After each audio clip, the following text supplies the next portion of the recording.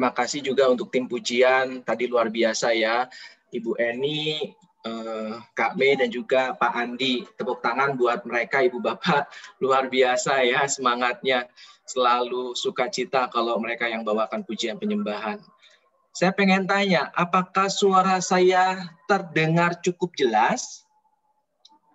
Jelas sekali. Karena rasanya koneksi saya unstable nih. Jelas ya Ibu Bapak ya? Jelas ya. Oke, terima kasih. Ibu Bapak apa kabarnya? Semoga sehat-sehat ya. Minggu lalu kita sudah belajar dari Romo Effendi mengenai Simon Kirene ya. Simon dari Kirene, dan juga kita banyak belajar dari Romo Effendi mengenai salib juga ya. Dan untuk pertemuan kali ini kita akan melanjutkan seri yang terakhir saya bawakan 2 minggu lalu ya. Semoga masih ingat. Tadi Kak Nina sempat singgung sedikit ya materi-materi apa aja yang sudah pernah kita bahas. Dan untuk kali ini saya akan melanjutkan PowerPoint saya. Mungkin saya bisa dikasih akses untuk share screen. Karena saya kali ini nggak menggunakan OBS. Waktunya nggak cukup untuk setting. Jadi langsung aja ya Ibu Bapak menggunakan PowerPoint. Oke, nah sudah. Oke, Ibu Bapak coba pegang Alkitabnya karena kita akan banyak bolak-balik Alkitab kita. Kita buka bersama Yohanes 18 ayat 38b. Ya, Yohanes 18 ayat 38b sampai dengan bab 19 ayat 16a. Cukup panjang, namun saya akan membahasnya ayat per ayat. Oke ya Ibu Bapak ya, sehingga nanti Ibu Bapak bisa semakin jelas nih ya ayat per ayat ini maksudnya apa. Saya akan mulai dengan slide yang berikutnya. Nah, kita baca Ibu Bapak ayat 38b dan 39. Boleh satu orang volunteer tolong bacakan?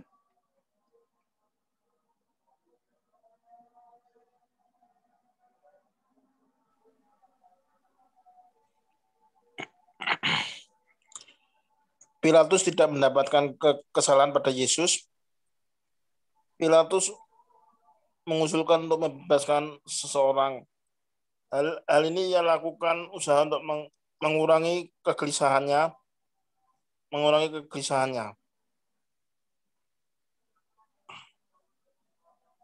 Kak Ananda, salah baca rasanya ya. Ayat 38b sampai dengan 39. Yohanes 18.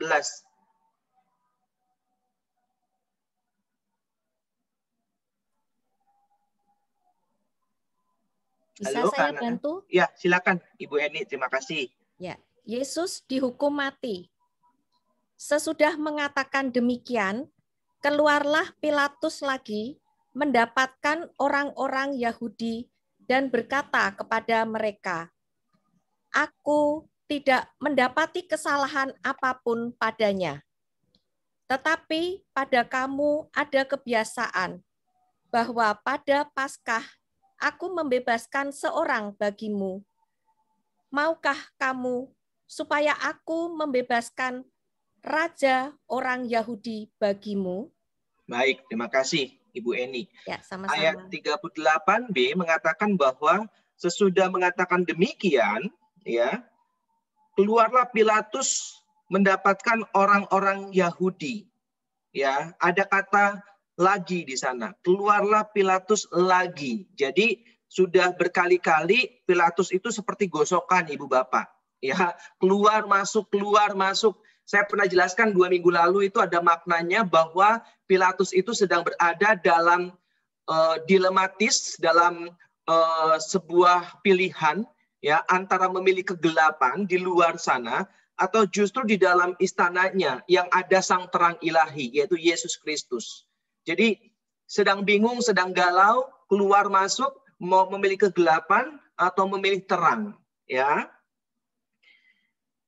Dan berkata kepada mereka, "Aku tidak mendapati kesalahan apapun padanya." Jadi Pilatus menilai bahwa tidak ada kesalahan dalam diri Yesus Kristus, tidak ada. Ya, Ayat 39. Tetapi pada kamu ada kebiasaan bahwa pada Paskah aku membebaskan seorang bagimu. Maukah kamu supaya aku membebaskan raja orang Yahudi bagimu? Nah, Pilatus mengusulkan untuk membebaskan seseorang, Ibu Bapak. Hal ini ia lakukan sebagai usaha untuk mengurangi kegelisahannya. Ya, dia mendapatkan tekanan, tetapi dalam hati kecilnya dia merasa bahwa Yesus itu tidak bersalah. Sehingga bagaimana solusinya? Nah, akhirnya biar sama-sama win-win solution, ya, biar sama-sama semua senang, ya kan? Akhirnya Pilatus punya ide untuk memberikan sebuah tawaran kepada orang-orang Yahudi itu bahwa sebaiknya aku membebaskan satu orang nih, karena kan mau Paskah katanya. Maka dikatakan Pilatus mengusulkan untuk membebaskan seseorang. Nah, bagaimanapun suara hati Pilatus rupanya terusik. Di satu pihak, dia tidak mampu menjatuhkan pilihan kepada kebenaran.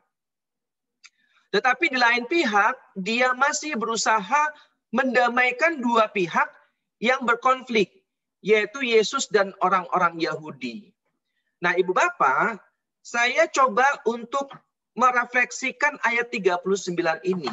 Sebenarnya ada kondisi di mana netral itu tidak baik dan tidak benar. Nah, ya. Dalam hal ini Pilatus berdiri sebagai pihak yang netral. Satu sisi dia ingin menyelamatkan Yesus karena tidak mendapatkan kesalahan dalam diri Yesus. Tapi di sisi yang lain, dia ingin menyenangkan orang-orang Yahudi. Nah, ya. Jadi dia berada di posisi dilema, posisi netral. Tetapi suara hatinya itu mengatakan bahwa Yesus tidak bersalah. Kalau Yesus tidak bersalah, berarti kan Yesus benar.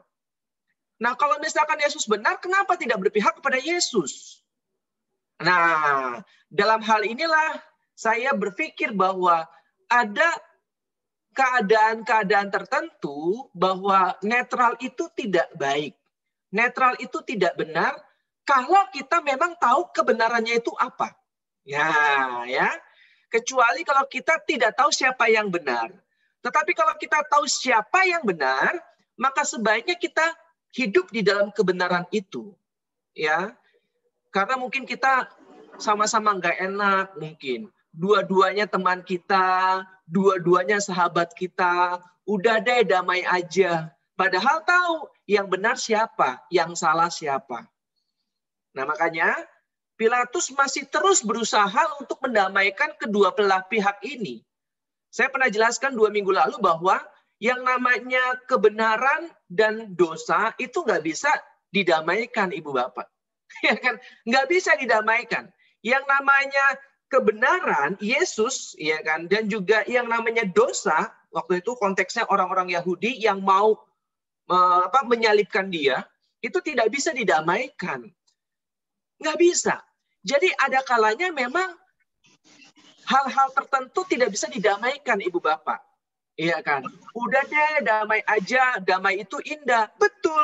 Nah, tetapi dalam konteks seperti ini, tidak segampang itu. Nah, makanya Pilatus itu mengalami kesulitan karena berusaha terus mendamaikan kedua belah pihak. Tapi ternyata tidak berhasil. Karena memang tidak mungkin bisa didamaikan antara kebenaran dan juga dosa. Ya. Lalu yang berikutnya ayat 40. Saya belum makan. Yuk, satu orang volunteer tolong bacakan. Saya belum. Ayat 40. Mereka berteriak pula, jangan dia, melainkan Barabas. Barabas adalah seorang penyamun. Oke, terima kasih Kak. Mereka berteriak pula, jangan dia. Nah, jadi mereka itu nggak mau Yesus yang dibebaskan. Nah, ya. Tetapi apa? Melainkan Barabas. Barabas adalah seorang penyamun. Nah, saya tulis di slide Ibu Bapak. Terhadap usulan Pilatus, orang-orang Yahudi dengan tegas menolak bukan Yesus yang harus dibebaskan, tetapi Barabas yang adalah seorang penyamun. Nah, menjadi catatan bahwa informasi mengenai Barabas sebagai penyamun itu tidak terdapat dalam Injil Matius maupun Markus. Nah, Barabas disebut penyamun itu hanya ada dalam Injil Yohanes. Ini catatan penting Ibu Bapak ya. Sementara Lukas menyebut Barabas itu adalah orang yang ditangkap karena terlibat dalam suatu pemberontakan. Nah, ya, jadi ini berbeda nih. Pertanyaannya, lalu siapakah Barabas ini? Coba kita baca Matius 27, kita akan menemukan sesuatu yang mengagetkan Ibu Bapak. Mungkin kita pernah baca ayat ini, tapi kita belum ngeh. Nah, malam hari ini kita coba akan membuatnya semakin terang benderang. Yuk, satu orang volunteer tolong bacakan Matius 27 ayat 16 dan 17. Dan pada waktu itu ada dalam penjara seorang yang terkenal kejahatannya yang bernama Yesus Barabas. Karena mereka sudah berkumpul di sana, Pilatus berkata kepada mereka, "Siapa yang kamu kehendaki kubebaskan bagimu, Yesus Barabas atau Yesus yang disebut Kristus?" Baik, terima kasih Kak. Jelas ya Ibu Bapak ya, ternyata nama Barabas menurut Injil Matius itu ada Yesusnya. Hayo, siapa yang baru ngeh nih? Ternyata nama Barabas itu ada Yesusnya. Ayo ngacung. Nah, Bujan ngacung tuh ya. Ternyata nama lengkapnya Barabas, Yesus Barabas, Ibu Bapak. Menarik ini. Ya. Nah, makanya saya tulis tuh di ayat 17 menjadi suatu ironi, siapa yang kamu kehendaki ku bebaskan bagimu. Nah, ya ayat 17 ya. Yesus Barabas atau Yesus yang disebut Kristus. Jadi dua-duanya sama-sama Yesus namanya. Ya kan? Cuman yang membedakan satu Barabas, satu Yesus yang disebut Kristus. Nah, ya. Yang disebut Mesias yang diurapi. Nah, itu Kristus artinya ya, Mesias yang diurapi. Lalu saya tulis di bawahnya. Persoalan tentang Barabas ini, Ibu Bapak, mengundang banyak diskusi. Menarik nih.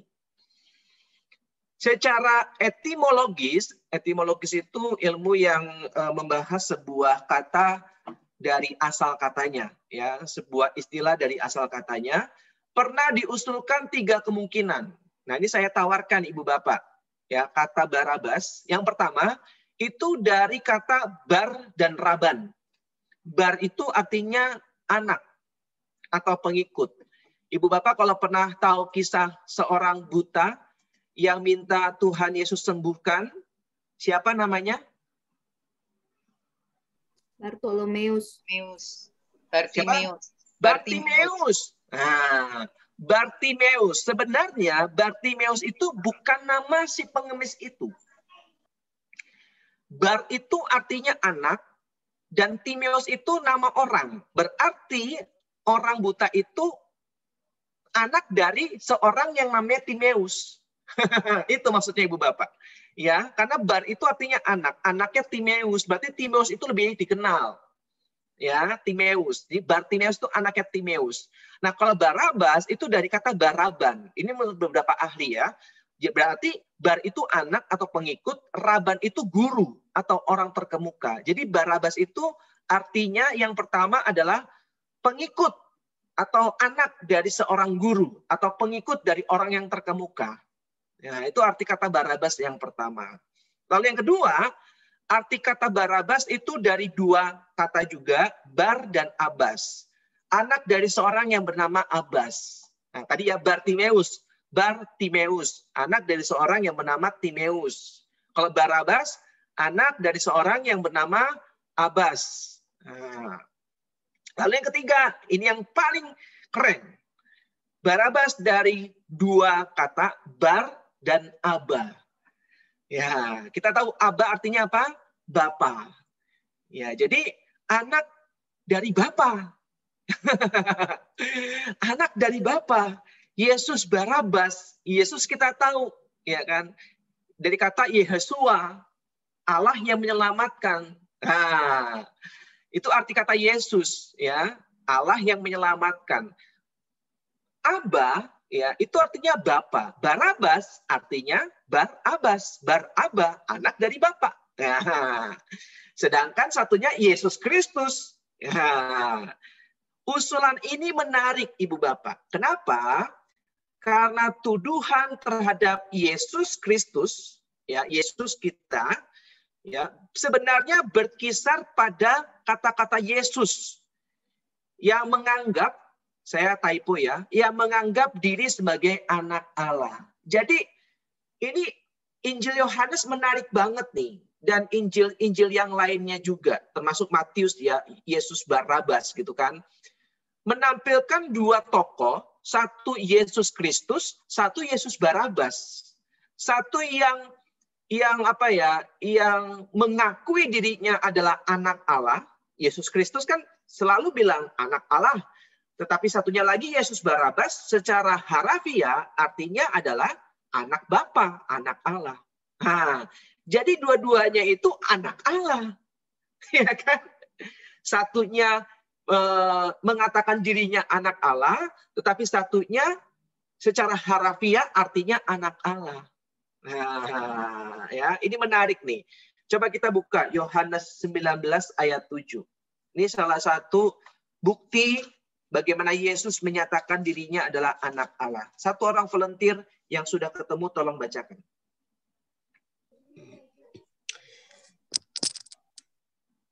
Jawab orang-orang Yahudi itu kepadanya, kami mempunyai hukum, dan menurut hukum itu ia harus mati, sebab ia menganggap dirinya sebagai anak Allah. Baik, terima kasih Kak Ellen. Jelas ya Ibu Bapak ya, justru inilah alasan Yesus dihukum mati karena dia dianggap menyamakan dirinya sebagai anak Allah. Nah, jadi nama Barabas itu bukan kebetulan Ibu Bapak. Kenapa kok yang mau dibebaskan kok Barabas? Sedangkan di penjara itu banyak yang lainnya. Nggak bisa apa selain nama Barabas. Ternyata ditampilkan oleh para penginjil, Barabas itu menarik. Yesus Barabas, ada makna yang mau diangkat di sana.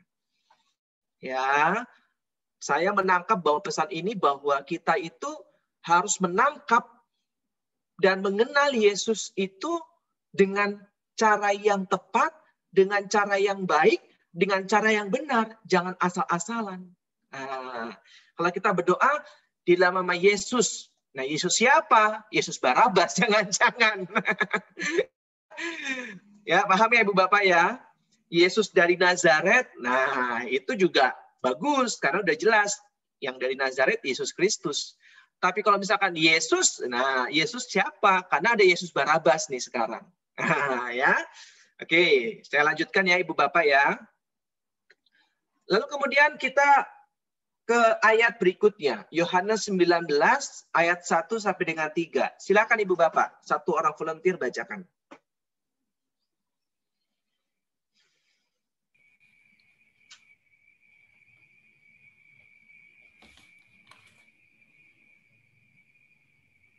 Lalu Pilatus mengambil Yesus dan menyuruh orang menyesah dia. Prajurit-prajurit menganyam sebuah mahkota duri dan menaruhnya di atas kepalanya. Mereka memakaikan dia jubah ungu. Dan sambil maju ke depan mereka berkata, "Salam, hai Raja orang Yahudi." Lalu mereka menampar mukanya. Baik, terima kasih Bu Yulia. Lalu Pilatus mengambil Yesus dan menyuruh orang menyesah. Nah ini menarik nih Ibu Bapak. Jadi karena Pilatus itu ingin menyenangkan banyak orang Yahudi, sehingga dia mengambil sebuah keputusan, walaupun dia tahu Yesus nggak bersalah. Kan tadi kan kita baca ya Ibu Bapak ya, Yohanes 18 ayat 38b, Pilatus dengan jelas mengatakan, aku tidak menemukan kesalahan pada orang ini.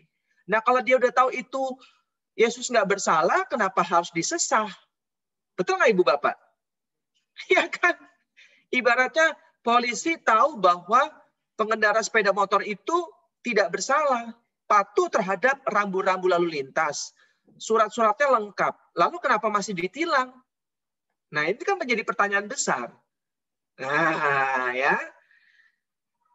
Pilatus melakukan itu karena dia ingin menyenangkan banyak orang Yahudi. Prajurit-prajurit menganyam sebuah mahkota duri dan menaruhnya di atas kepalanya. Mereka memakaikan dia jubah ungu. Nah, ini menarik nih, ya. Benar-benar Yesus dipermalukan. Raja, ya, bukan mahkota penuh dengan berlian, tapi mahkotanya penuh dengan duri.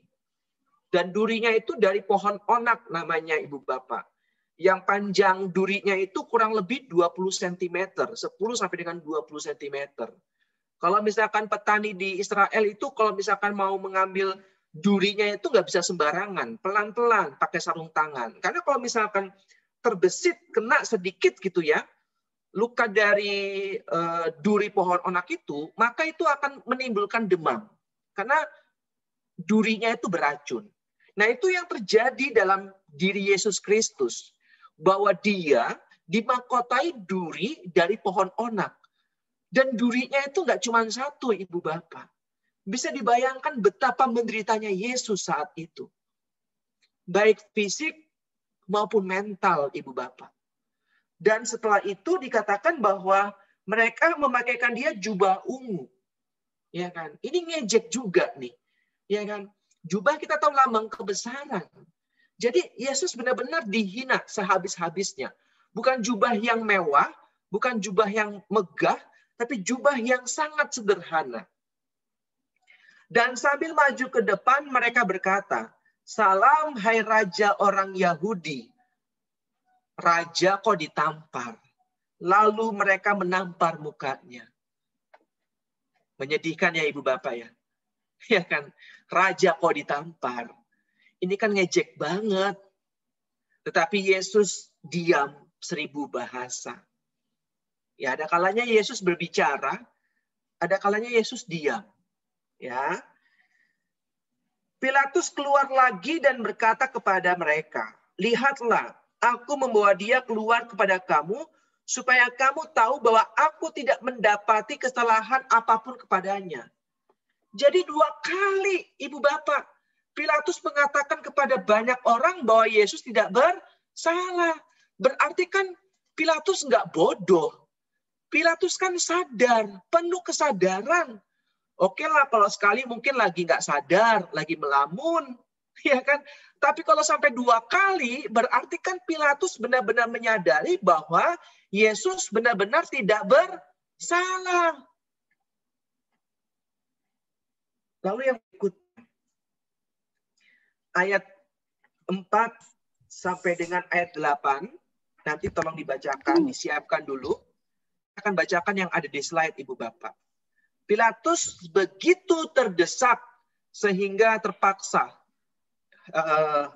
1-3 ya, harus memilih membiarkan Yesus orang Nazaret dibunuh dan membebaskan Yesus Barabas. Pilihan Pilatus ini lalu menjadi suatu pilihan untuk pada kegelapan. Jadi Pilatus sudah memilih berpihak pada kegelapan. Karena dia meminta para prajuritnya untuk menyesah Yesus. Tidak hanya itu, para prajuritnya mahkotai dia duri, lalu memakaikan jubah ungu dan menampar muka Yesus. Ya kan? Tetapi yang berikutnya kita lihat ayat 4 sampai dengan 8. Yuk, satu orang volunteer tolong bacakan.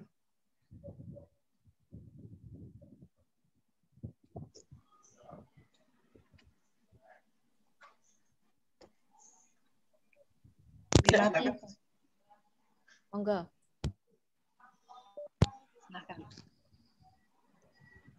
Pilatus keluar lagi dan berkata kepada mereka, "Lihatlah, aku membawa dia keluar kepada kamu, supaya kamu tahu bahwa aku tidak mendapati kesalahan apapun padanya." Lalu Yesus keluar, bermahkota duri, dan berjubah ungu. Maka kata Pilatus kepada mereka, "Lihatlah manusia itu." Ketika imam-imam kepala dan penjaga-penjaga itu melihat dia, berteriaklah mereka, "Salibkan dia, salibkan dia." Kata Pilatus kepada mereka, "Ambil dia dan salibkan dia, sebab aku tidak mendapati kesalahan apapun padanya." Jawab orang-orang Yahudi itu kepadanya, "Kami mempunyai hukum, dan menurut hukum itu ia harus mati, sebab ia menganggap dirinya sebagai anak Allah." Ketika Pilatus mendengar perkataan itu, bertambahlah takutlah ia. Lalu ia masuk pula ke dalam gedung Sudah, Ibu. pengadilan. Dan Terima kasih, Bu Nani. Sampai 8 Ya. saja dulu ya. Oke, baik. Terima kasih. Nah, Ibu Bapak, ayat yang keempat. Pilatus keluar lagi. Berkali-kali dia keluar, masuk. Dia sedang galau, bingung terus-terusan. Ya, karena dia nggak tegas. Satu sisi hati nuraninya bilang Yesus nggak bersalah. Tapi sisi yang lainnya dia ingin menyenangkan banyak orang. Nah ini kan pada umumnya sama seperti kita, Bapak ya. Satu sisi kita tahu bahwa bohong itu nggak baik. Bohong itu nggak benar.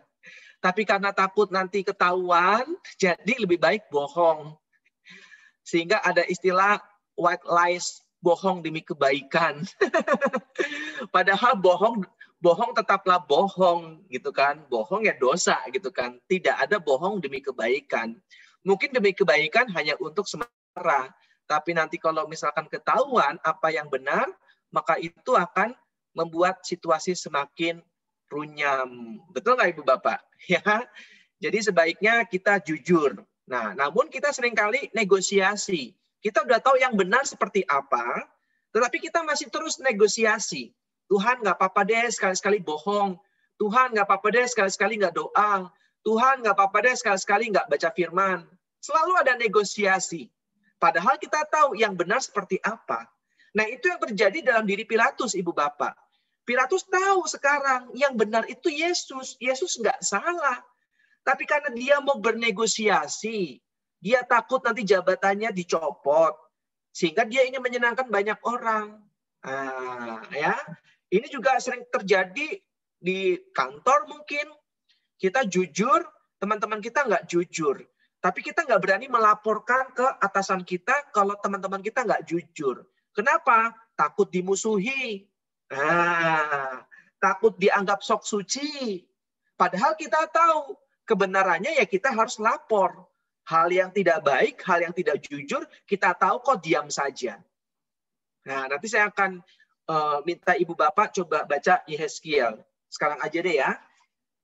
Yehezkiel 33.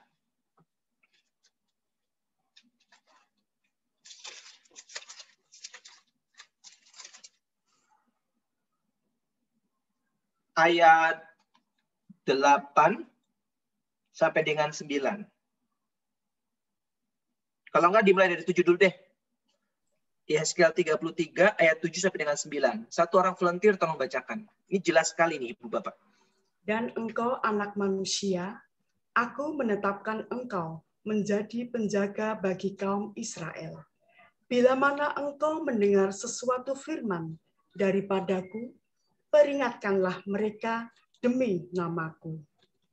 Kalau aku berfirman kepada orang jahat, hai orang jahat, engkau pasti mati, dan engkau tidak berkata apa-apa untuk memperingatkan orang jahat.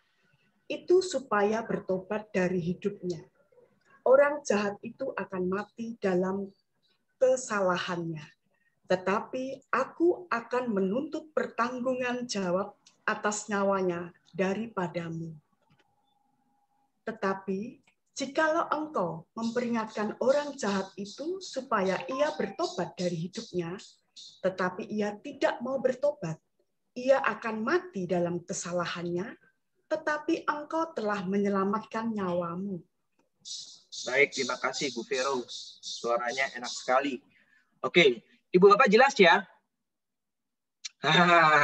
Ya, bahwa engkau anak manusia, aku menetapkan engkau menjadi penjaga bagi kaum Israel. Lalu ayat ke-8, kalau aku berfirman kepada orang jahat, hai orang jahat, engkau pasti mati, dan engkau tidak berkata apa-apa untuk memperingatkan orang jahat itu supaya bertobat dari hidupnya, orang jahat itu akan mati dalam kesalahannya. Tetapi aku akan menuntut pertanggungan jawab atas nyawanya daripadamu. Nah, ya, ayat 9. Tetapi jikalau engkau memperingatkan orang jahat itu supaya ia bertobat dari hidupnya, tetapi ia tidak mau bertobat, ia akan mati dalam kesalahannya, tetapi engkau telah menyelamatkan nyawamu. Nah, jadi Ibu Bapak, ini menjadi catatan kita bersama bahwa kita itu diminta, ya, ditugaskan oleh Tuhan menjadi penjaga. Bukan berarti kita lebih baik, bukan. Kita tahu kebenarannya. Itu aja. Kalau kita tahu apa yang benar, maka kita harus menegur orang yang berbuat tidak benar. Kalau tidak, maka Tuhan akan menuntut pertanggungjawaban daripada kita, katanya. Ya, ini yang menjadi tantangan juga dalam diri Pilatus. Ternyata Pilatus bernegosiasi. Dia tahu kebenaran seperti apa. Tapi dia tidak berani mengatakan kebenaran itu. Dia tidak berani menegur orang-orang Yahudi itu. Kenapa? Karena dia menjaga image-nya. Nah, ya, dia menjaga jabatannya. Dia takut nanti kalau dia membebaskan Yesus, maka jabatannya akan dicopot. Nanti akan ada tuh ayatnya. Jadi dia lebih baik main aman saja, menyenangkan banyak orang. Nah, makanya saat itu Yesus nggak disukai oleh banyak orang, Ibu Bapak. Nah, kenapa? Karena Yesus itu kan vokal. Yesus mengatakan apa yang menjadi kebenarannya. Sehingga banyak orang-orang yang tersinggung dengan perkataannya. Yang merasa nggak aman. Yang merasa, wah nanti tersingkirkan nih. Dengan hadirnya Yesus Kristus ini. Makanya lebih baik dia disingkirkan. Nah, itu juga yang terjadi dewasa ini, Ibu Bapak ya. Banyak orang benar disingkirkan di sini. Nah, ya. Dan inilah memang fakta yang terjadi. Dari dulu sudah ada gitu kan. Bahwa memang orang yang benar, orang yang berani, orang yang vokal, justru orang-orang tersebut yang disingkirkan. Ya. Lalu kita balik ke Yohanes 19.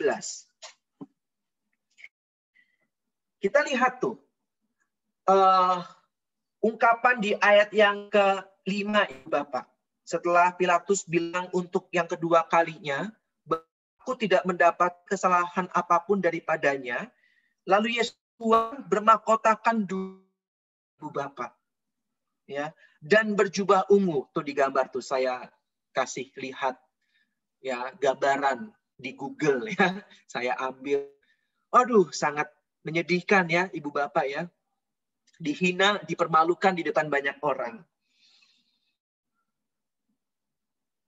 Maka kata Pilatus kepada mereka, lihatlah manusia itu. Nah, itu eke homo, Ibu Bapak. Eke homo. Ya, dalam bahasa Yunani-nya itu idoho antropos. Kita tahu antropos itu manusia, antropologi.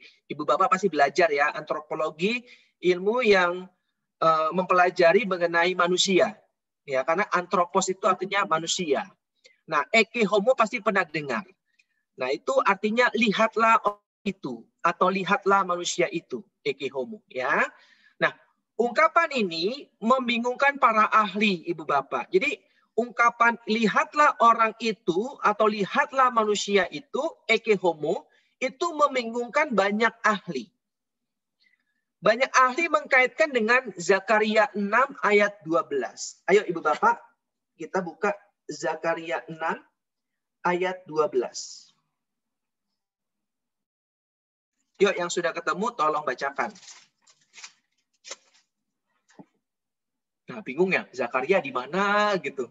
Kelihatan masih putih. Karena saya yakin Zakaria jarang dibuka. Saya juga soalnya jarang buka. Oke, silakan yang sudah ketemu. Zakaria berapa, Kak Sintas? 6 ayat 12. Katakanlah kepadanya, beginilah firman Tuhan semesta alam, inilah orang yang bernama Tunas. ia akan bertunas dari tempatnya dan ia akan mendirikan bait Tuhan. Oke, terima kasih Ibu Bapak. Nah, banyak orang mengkaitkan ungkapan eke homonya Pilatus ini, lihatlah orang itu dikaitkan dengan Zakaria 6 ayat 12 ini, Ibu Bapak. Memang secara langsung, secara harafiah, lihatlah orang ini, inilah orang. Nah, paham ya Ibu Bapak ya? Hampir sama ya. Lihatlah orang itu. Ya, inilah orang. Nah, ya. Jadi dikaitkan oleh para ahli, tetapi ternyata tidak sesuai. Kenapa? Karena kata yang dipakai itu ido aner. Aner itu artinya manusia atau orang. Tetapi nanti saya akan jelaskan di tulisan yang bawahnya itu. Ya, saya lanjutkan. Yang dimaksud dengan tunas kiranya adalah tunas Daud. Dan dengan demikian yang mau ditunjukkan adalah Mesias Raja orang Yahudi. Jadi kata aner di sini muatannya mau ditunjukkan kepada Mesias, benar-benar Raja orang Yahudi. Ya, kata aner yang digunakan dalam Zakaria itu. Ya, tetapi kalau yang digunakan oleh Pilatus, bahasa eke homo, bahasa Yunaninya itu idoho anthropos. Anthropos manusia di sini manusia biasa, Ibu Bapak. Beda sama aner. Tahu ya Ibu Bapak bedanya ya? Kalau aner tadi menunjukkan Yesus adalah Mesias, ditunjukkan kepada Mesias, ya, Raja orang Yahudi, ada muatan Mesias di sana. Tetapi yang dipakai di dalam Perjanjian Baru, ya, yang barusan kita baca ayat ke-6 itu eke homo, yang digunakan adalah anthropos. Nah, anthropos di sini adalah manusia biasa, beda dengan aner tadi. Nah, maka saya tulis masalahnya adalah bahwa kata-kata yang digunakan berbeda, aner dan anthropos. Secara lebih sederhana, kita bisa memahami kata-kata Pilatus sebagai sebuah usaha untuk menunjukkan Yesus adalah manusia biasa. Jadi Pilatus itu sebenarnya dalam hati kecilnya ingin membela Yesus, Ibu Bapak. Karena kan hati kecilnya selalu menggema. Dia tahu Yesus itu nggak bersalah. Jadi kalau kita belajar malam hari ini, Ibu Bapak, kita tahu bahwa Pilatus itu sebenarnya ingin membela Yesus. Karena dia terusik hatinya, dia nggak mendapati kesalahan dalam diri Yesus. Orang ini nggak bersalah. 2 kali dia mengatakan demikian. Makanya dia mengatakan, lihatlah orang ini. Ido ho anthropos, eke homo. Dia itu cuma manusia biasa. Jadi dia itu nggak berbahaya. Baik bagi kalian nih orang-orang Yahudi, maupun bagi kami orang-orang Romawi. Karena lihat orang itu cuma manusia biasa, anthropos. Nah, itu maksudnya. Jadi besar harapan dari Pilatus yang saya tangkap Ibu Bapak, sebenarnya Pilatus ingin, udahlah, bebaskan Yesus ini. Karena dia nggak bersalah. Dia cuma manusia biasa. Nah, itu maksudnya. Ya. Oke. Menarik ya. Lalu yang berikutnya. Nah, sekarang kita baca Yohanes lagi, Ibu Bapak. Yuk, kita balik dari Zakaria ke Yohanes.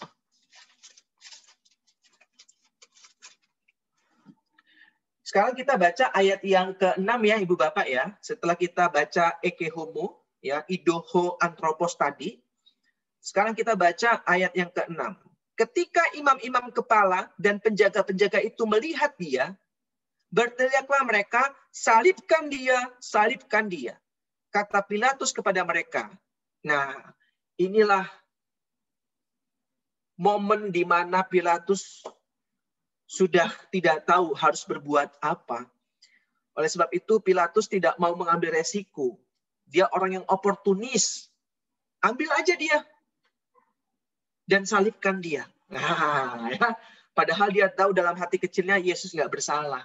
Tapi karena dia orang oportunis, dia nggak mau jabatannya dicopot, dia mau agar banyak orang menyukai dia menjaga image-nya, akhirnya Pilatus mengatakan, ambil aja dia, salibkan dia. Nah, kurang lebih seperti itu ya. Mungkin saya kurang mendramatisasi.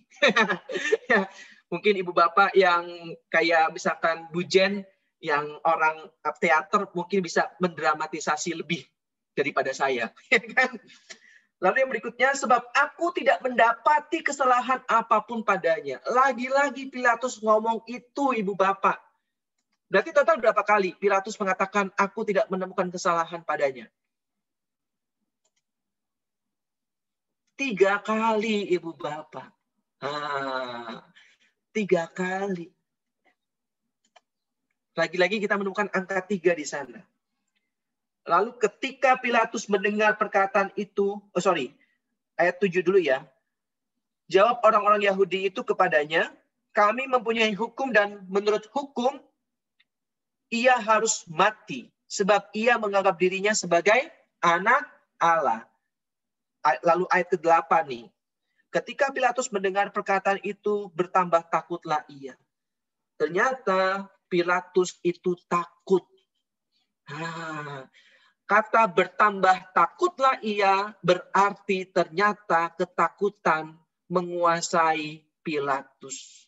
Sehingga Pilatus tidak berani berdiri di dalam kebenaran. Ya. Makanya banyak orang yang takut itu sehingga nggak berani bersaksi di dalam kebenaran.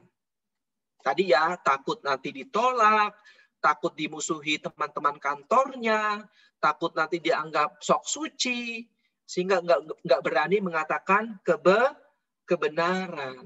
Nah, ya, takut nanti dicap nggak benar sama orang lain karena image-nya sudah baik. Nah, ya, sehingga nggak berani mengatakan kebenaran. Saya tulis di slide Ibu Bapak. Alasan mendasar Yesus dihukum sekarang menjadi jelas Ibu Bapak. Ya, klaim Yesus bahwa dia adalah anak Allah. Itu yang menjadi alasan utama Yesus dihukum mati. Ya, hukum Taurat menyatakan di dalam Imamat 24 ayat 16. Ini Ibu Bapak dasar hukumnya yang ada di ayat 7 tadi ya. Bahwa di dalam hukum kami orang tersebut harus dihukum mati. Itu ada dasarnya memang. Imamat 24 ayat 16. Jadi kalau ditanya apa sih dasar Yesus dihukum mati gitu kan? Kok kejam banget?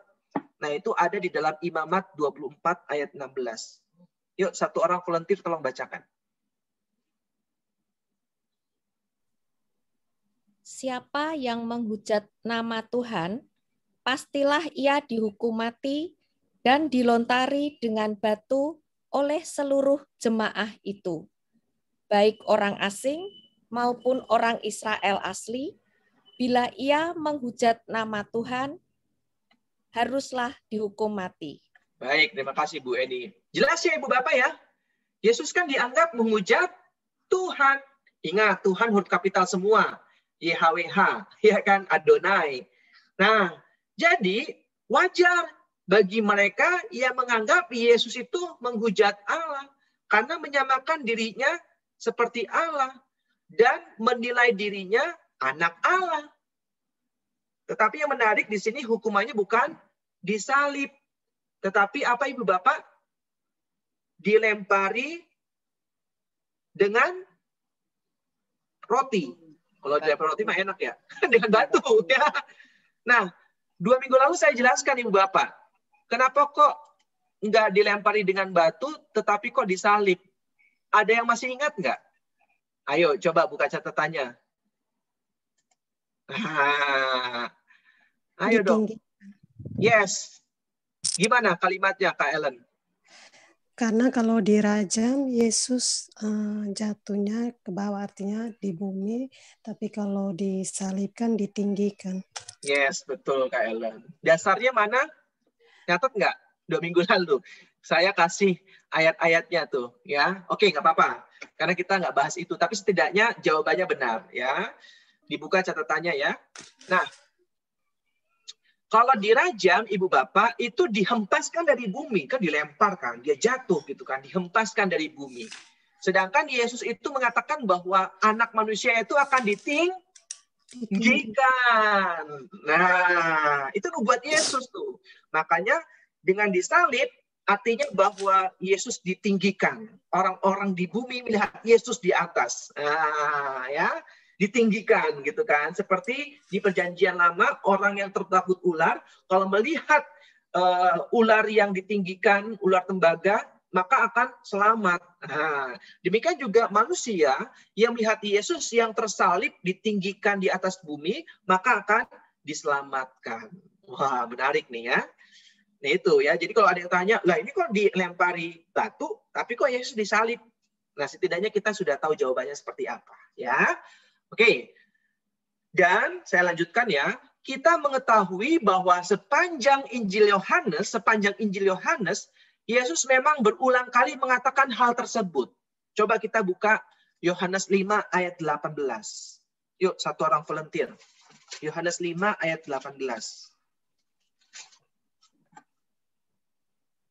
Sebab itu, orang-orang Yahudi lebih berusaha lagi untuk membunuhnya. Bukan saja karena ia meniadakan hari Sabat, tetapi juga karena ia mengatakan bahwa Allah adalah Bapanya sendiri, dan dengan demikian menyamakan dirinya dengan Allah. Nah, terima kasih Bu Vero. Dicatat Ibu Bapak, nih salah satu alasan ya mereka menilai Yesus itu menghujat Allah. Karena Yesus mengatakan bahwa Allah itu Bapanya sendiri. Dan dengan demikian menyamakan dirinya dengan Allah. Nah, ya. Lalu satu lagi, Yohanes 10 ayat 33. Ya, silakan satu orang volunteer. Jawab orang-orang Yahudi itu, bukan karena suatu pekerjaan baik maka kami mau melempari engkau, melainkan karena engkau menghujat Allah dan karena engkau sekalipun hanya seorang manusia saja menyamakan dirimu dengan Allah. Baik, terima kasih Kak Santi. Nah, jelas ya Ibu Bapak ya. Nah, ini statement-statement seperti ini tolong dicatat. Ya, nanti ujian agama di SOG keluar. Ujian. Ya. Oke. Nah, sebagai reaksi dikatakan bahwa Pilatus semakin takut. Ya, kita baca tuh Yohanes 19 ayat 8. Ternyata selama perjumpaan dengan Yesus, Pilatus itu takut, Ibu Bapak. Nah, ketakutannya itu banyak yang mengatakan bukan hanya takut karena desakan dari orang-orang Yahudi, tetapi takutnya lebih kepada takut secara religius. Para ahli ada yang menafsirkan demikian. Nanti saya akan jelaskan di bagian berikutnya. Oke, sekarang kita baca ayat 9 sampai dengan ayat 11. Oke, satu orang volunteer tolong bacakan.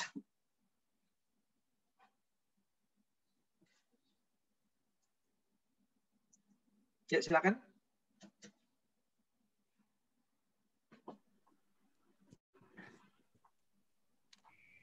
Lalu ia masuk pula ke dalam gedung pengadilan dan berkata kepada Yesus.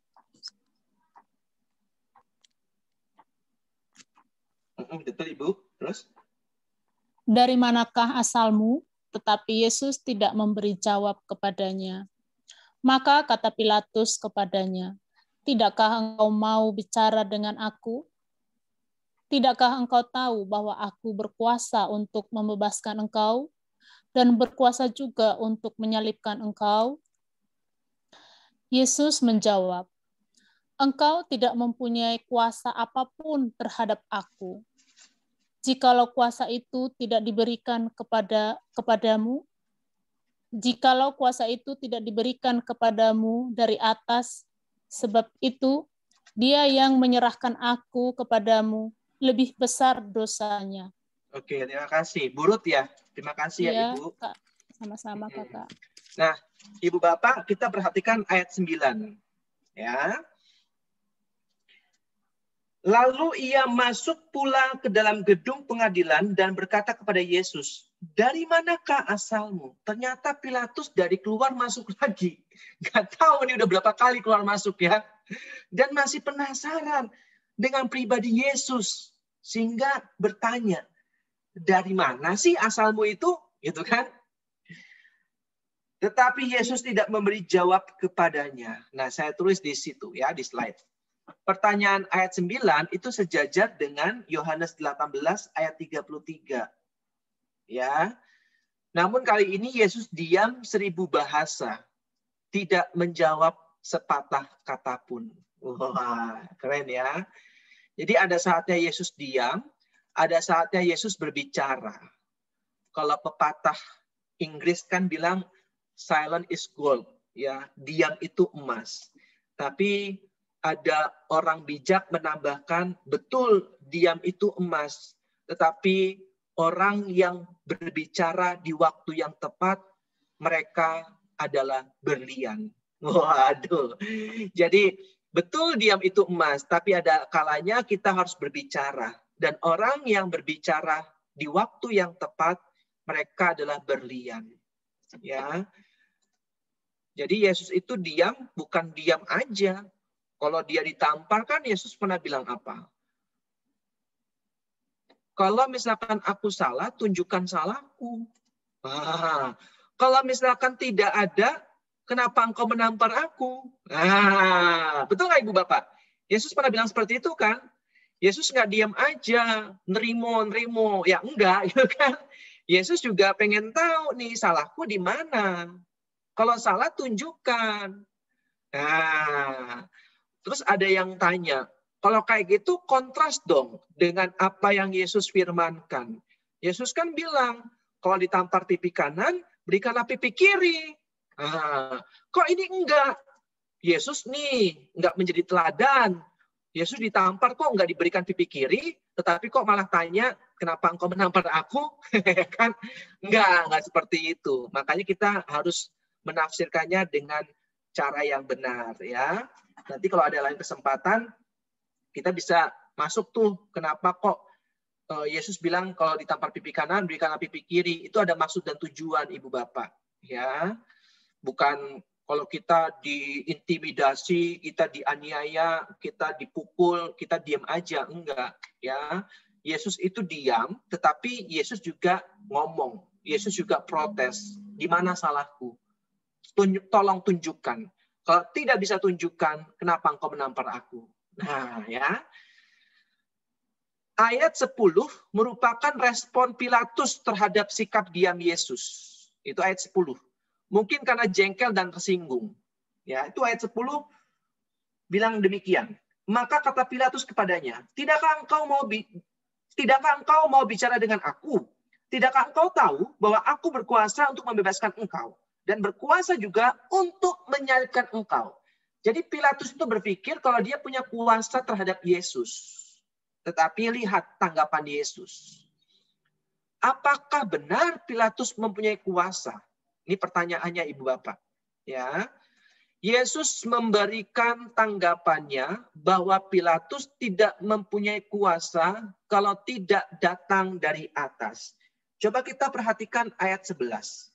Yesus menjawab, engkau tidak mempunyai kuasa apapun terhadap aku, jikalau kuasa itu tidak diberikan kepadamu dari atas. Nah, ya, jadi Pilatus tidak punya kuasa atas Yesus kalau bukan Tuhan yang memberikannya. Ternyata kata-kata Yesus ini sejajar dengan Yohanes 18 ayat 36 yang bunyinya demikian. Jawab Yesus, kerajaanku bukan dari dunia ini. Jika kerajaanku dari dunia ini, pasti hamba-hambaku telah melawan, supaya aku jangan diserahkan kepada orang Yahudi. Akan tetapi kerajaanku bukan dari sini. Nah, jadi Yesus itu raja, tapi bukan di dunia. Maka Pilatus nggak punya kuasa atas dirinya. Ya kan? Jika demikian, maka keputusan Pilatus untuk menyerahkan Yesus yang didasarkan pada kuasa yang dari atas sejajar dengan, Ibu Bapak tolong dicatat nih penting. Jadi sebenarnya, saya lanjutkan dulu ya, ini sama saja dengan mengatakan bahwa sebenarnya Allah sendiri yang menjadi sutradara yang bermain di balik peristiwa ini. Waduh. Coba kita baca Yohanes 10 ayat 17 dan 18. Yuk, satu orang volunteer tolong bacakan. Bapa mengasihi aku, oleh karena aku memberikan nyawaku untuk menerimanya kembali. Tidak seorang pun mengambilnya daripadaku, melainkan aku memberikannya menurut kehendakku sendiri. Aku berkuasa memberikannya dan berkuasa mengambilnya kembali. Inilah tugas yang kuterima dari Bapakku. Terima kasih, Kak. Jelas ya, Ibu Bapak ya? Tidak seorang pun mengambilnya daripadaku. Nggak ada, Ibu Bapak. Nah, ya. Melainkan aku memberikannya menurut kehendakku sendiri. Aku berkuasa memberikannya dan berkuasa mengambilnya kembali. Inilah tugas yang kau terima dari Bapakku. Jadi Pilatus itu nggak punya kuasa untuk menyalibkan Yesus. Kalau seandainya itu terjadi, itu kuasa datangnya dari Allah. Nah, jadi sutradara dari peristiwa tersebut itu Allah, Ibu Bapak. Nah, ya. Jadi ini luar biasa banget nih. Satu lagi ya, Yohanes 3 ayat 27. Yuk silakan satu orang volunteer. Jawab Yohanes, tidak ada seorang pun yang dapat mengambil sesuatu bagi dirinya, kalau tidak dikaruniakan kepadanya dari surga. Baik, terima kasih, Kak. Jelas ya, Ibu Bapak ya. Jadi nggak ada satu orang pun yang bisa mengambil kalau tidak dikaruniakan dari surga atau dari Allah. Makanya Pilatus itu nggak punya kuasa. Nah, ya, kalau saya jadi Yesus, saya bakal jawab, ya kan, kamu itu nggak berkuasa atas hidupku, ya kan, sebab hidupku adalah milik Allah. Tapi untung saya nggak jadi Yesus gitu kan. Yesus digambarkan dia diam gitu ya, karena mungkin memang sudah saatnya dia disalib, ya, sehingga dia diam. Lalu yang berikutnya, Ibu Bapak. Nah, ini sudah mau selesai ya, sudah masuk ke ayat 12. Satu orang volunteer tolong bacakan Yohanes 19 ayat 12.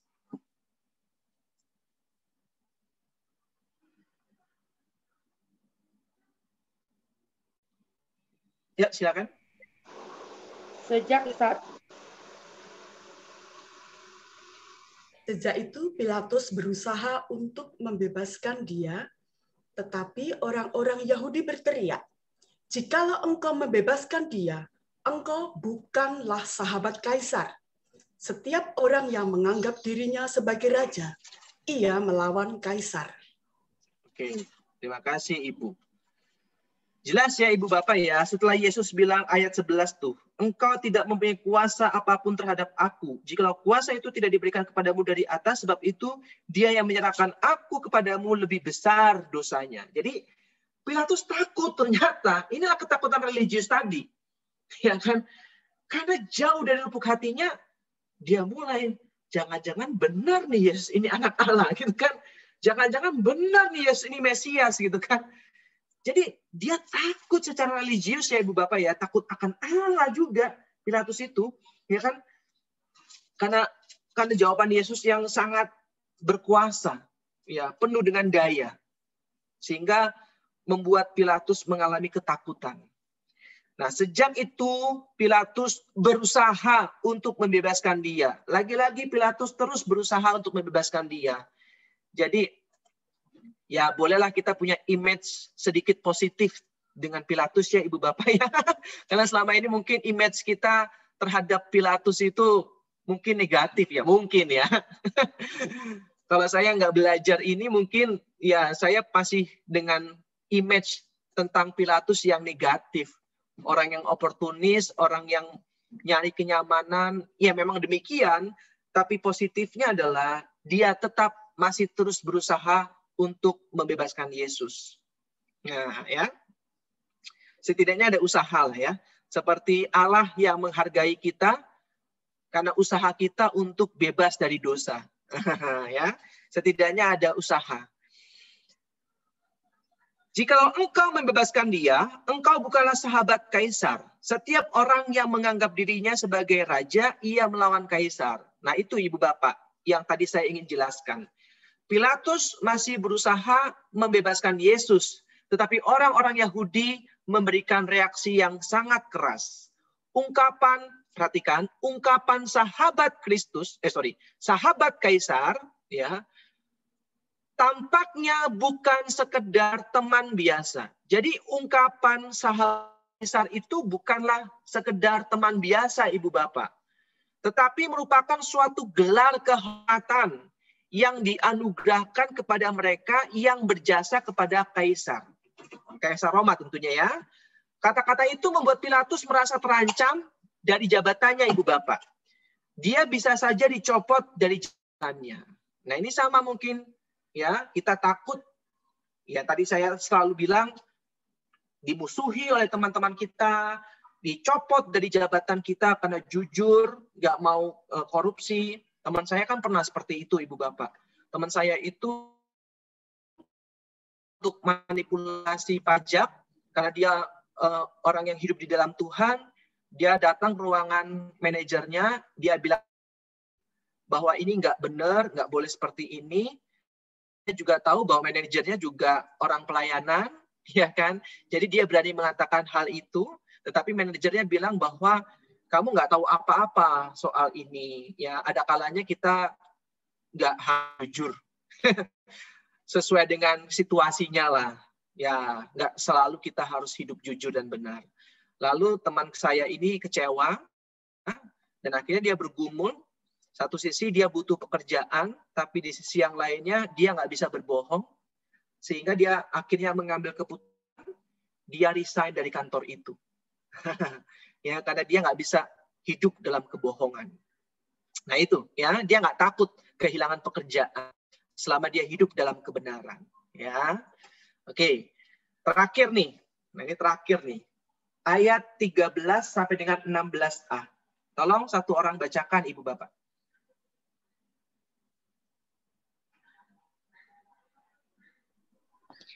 Ketika Pilatus mendengar perkataan itu, ia menyuruh membawa Yesus keluar, dan ia duduk di kursi pengadilan, di tempat yang bernama Litostrotos, dalam bahasa Ibrani Gabata. Hari itu ialah hari persiapan Paskah, kira-kira jam 12. Kata Pilatus kepada orang-orang Yahudi itu, "Inilah rajamu." Maka berteriaklah mereka, "Enyahkan dia! Enyahkan dia, salibkan dia." Kata Pilatus kepada mereka, "Haruskah aku menyalibkan rajamu?" Jawab imam-imam kepala, "Kami tidak mempunyai raja selain daripada Kaisar." Akhirnya Pilatus menyerahkan Yesus kepada mereka untuk disalibkan. Baik, terima kasih Kaneli. Demikianlah sabda Tuhan, terpujilah Kristus. Kita sampai di adegan terakhir. Ya, minggu depan kita akan menuntaskan series kita. Kita akan lanjutkan di ayat 16b sampai dengan ayat 42. Nah, ya, setelah itu kebangkitan Yesus. Nah, kita nggak masuk ke sana, ya. Ketika Pilatus mendengar perkataan itu, ia menyuruh membawa Yesus keluar dan ia duduk di kursi pengadilan di tempat yang bernama Litostrotos, dalam bahasa Ibrani Gabata. Kalau orang yang suka ikut jalan salib atau tablo lah ya, itu pasti sering sekali mendengar kata Litostrotos atau Gabata, ya. Nah, saya tulis di slide. Ini adalah adegan terakhir dari pengadilan Pilatus oleh Yesus. Ayat 13 sampai dengan 14a merumuskan setting tempat dan waktu dengan amat detail. Oleh karena itu, kita dapat merasakan momen yang penting, Ibu Bapak. Tadi ya, Litostrotos. Lalu yang ayat ke-14, tadi menunjukkan tempat, sekarang menunjukkan waktu. Hari itu ialah hari persiapan Paskah. Ingat Ibu Bapak, ada yang tahu dan ingat Paskah orang Yahudi hari apa? Hari Jumat sore mulai jam 6 sampai hari Sabtu. Oke, benar Kak Ellen. Betul, ya. Jumat sore jam 6 sampai dengan Sabtu sore jam 6. Jadi hari Sabat itu bukan hari Minggu. Banyak orang yang salah, ya. Sabat orang Yahudi itu dimulai dari Jumat sore pukul 6 dan selesai Sabtu sore pukul 6. Jadi waktu itu sedang persiapan Paskah, mendekati hari Jumat sore ya. Kira-kira jam 12, kata Pilatus kepada orang-orang Yahudi itu, inilah rajamu. Nah, tolong perhatikan tempat dan waktu, Ibu Bapak. Ini penting ya. Litostrotos itu arti harafiahnya lantai batu. Ya, lantai batu. Nah, paling tidak ada 2 teks dalam Septuaginta. Yaitu LXX itu artinya 70 ya, Ibu Bapak pasti tahu ya. 70 ya, itu angka Romawi. Septuaginta itu artinya 70 ya. 70 ahli yang dikumpulkan, ahli kitab suci, bahasa Ibrani dan Yunani. Ya, karena nanti dirumuskan tuh. Dari Ibrani ke Yunani, sehingga yang Yunani disebut Septuaginta. Yang menggunakan kata litostrotos. Coba kita buka Ester 1 ayat 6. Ya, silakan satu orang volunteer baca Ester 1 ayat 6.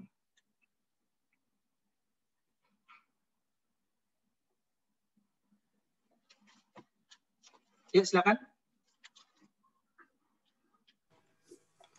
Di situ tirai-mirai daripada kain lenan, mori halus dan kain ungu tua, yang terikat dengan tali lenan halus dan ungu muda bergantung pada tombol-tombol perak di tiang-tiang marmer putih, sedang katil emas dan perak ditempatkan di atas lantai pualam, marmer putih, gewang, dan peligam.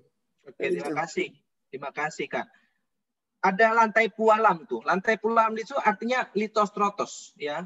Di situ tirai-mirai daripada kain lenan, mori halus dan kain ungu tua yang terikat dengan tali lenan halus dan ungu muda bergantung pada tombol-tombol perak di tiang-tiang marmer putih, sedang katil emas dan perak ditempatkan di atas lantai pualam, yaitu litostrotos, lantai pualam. Ya, jadi terjemahkannya lantai pualam. Ya, kalau di bahasa Perjanjian Baru ditulis litostrotos ya, tapi kalau Perjanjian Lama diterjemahkan. Lalu satu lagi 2 Tawarik 7 ayat 3. 2 Tawarik 7 ayat 3. Yuk satu orang volunteer. Ketika segenap orang Israel melihat api itu turun dan kemuliaan Tuhan meliputi rumah itu, berlututlah mereka di atas lantai dengan muka mereka sampai ke tanah. Lalu sujud menyembah dan menyanyikan syukur bagi Tuhan, sebab Ia baik, bahwasanya untuk selama-lamanya kasih setia. Oke, terima kasih Bu Yulia. Ketika segenap orang Israel melihat api itu turun dan kemuliaan Tuhan meliputi rumah itu, perhatikan, berlututlah mereka di atas lantai. Nah, lantai di sini itu dari kata litostrotos juga. Ya, jadi setidaknya ada 2 kata litostrotos dalam Perjanjian Lama Septuaginta. Nah, dipakai itu dalam Yohanes 19 ayat berapa tadi? Ayat 14 ya. Ayat 13 ya. Dipakai tuh litostrotos. Jadi kita udah ada gambarannya ya. Nah, sekarang kita lihat ayat 14. Yuk kita kembali ke Yohanes 19 ayat 14. Hari itu hari persiapan Paskah. Ya, kira-kira jam 12. Ini rasanya tidak sekedar petunjuk waktu yang biasa Ibu Bapak. Ya, karena dijelaskan dengan sangat detail. Persiapan Paskah kira-kira jam 12. Ya. Nah, Ibu Bapak ini tolong diingat nih. Di kalimat terakhir. Menurut tradisi Yahudi, anak domba yang disembelih sebelum tengah hari, jadi tengah hari itu sampai sampai matahari terbenam ya Ibu Bapak ya. Itu menurut tradisi Israel. Jadi menurut tradisi Yahudi, anak domba yang disembelih sebelum matahari terbenam, sebelum tengah hari, tidak sah sebagai korban Paskah. Makanya kenapa Paskah dimulai sore hari. Paham ya Ibu Bapak ya? Oleh karena itu, baru sesudah matahari terbenam atau tengah hari, para imam mulai menyembelih anak domba korban Paskah. Matahari terbenam jam berapa Ibu Bapak biasanya? Jam 6 sore lah ya. Nah berarti anak domba yang sah disembelih itu di atas pukul 6 sore. Itu menurut tradisi Yahudi. Nah sekarang kita baca Yohanes 1 ayat 29 dan 36. Yuk, satu orang volunteer tolong bacakan. Pada keesokan harinya, Yohanes melihat Yesus datang kepadanya dan ia berkata, "Lihatlah, anak domba Allah yang menghapus dosa dunia." Satu lagi, Ibu, 36. Dan ketika ia melihat Yesus lewat, ia berkata, "Lihatlah, anak domba Allah." Oke, terima kasih. Nah, saya tulis tuh Ibu Bapak. Di bagian awal, Yohanes 1 ayat 29 dan 36, sudah dijelaskan bahwa tampaknya Yohanes memang menempatkan wafat Yesus sebagai anak domba Paskah yang memperbaharui tata ibadat lama. Kalau ibadat lama mengatakan bahwa anak domba itu ya disembelih harus lewat dari tengah hari atau lewat dari waktu matahari terbenam. Tetapi saya ingin tanya ke Ibu Bapak, Yesus wafat jam berapa? Jam 3 sore. Ya, betul. Berarti sebelum matahari terbenam. Nah, inilah kekasan Yesus. Dia selalu memperbaharui ibadat yang lama. Ya, dia menggenapi hukum Taurat. Karena Yesus tidak pernah terikat oleh waktu. Oke, itu Ibu Bapak. Terima kasih. Tuhan Yesus memberkati kita semua. Nah, silakan kalau ada pertanyaan. Pas ya 8:30.